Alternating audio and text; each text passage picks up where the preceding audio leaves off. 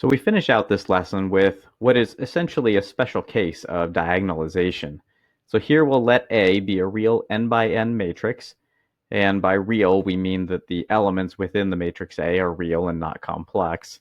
If A is a symmetric matrix, that is A equals A transpose, then there's an orthogonal matrix Q such that Q transpose times A times Q equals the diagonalized form of the matrix A.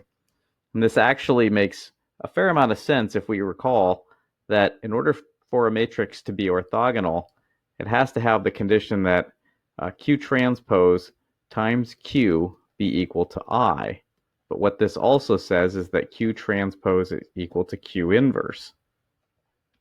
So if we take that in conjunction with our original diagonalization formula, S inverse AS equals D, and we replace S with Q and S inverse with Q transpose, since Q inverse and Q transpose are the same, what we have is our alternate form for diagonalization.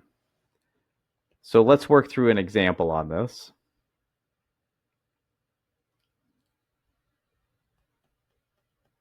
And we'll take A to be the symmetric matrix 3, 1, 1, 3.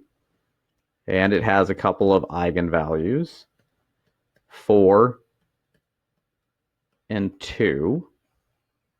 And of course, there are eigenvectors associated with that. The eigenvector for lambda 1 is 1, 1. The eigenvector for lambda 2 is negative 1, 1. And there's only one thing that we have to be careful of here when we form the matrix Q.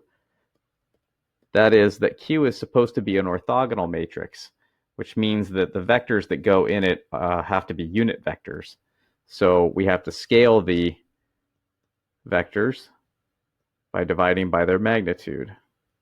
So Q then is going to look like this.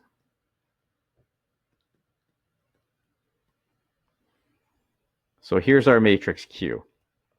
And now we can go ahead and do our multiplication here. Again, the idea is to take Q transpose times A times Q, and that's supposed to be equal to our diagonalized form of A. So Q transpose is 1 over the square root of 2 minus 1 over the square root of 2, 1 over square root 2, and 1 over square root 2.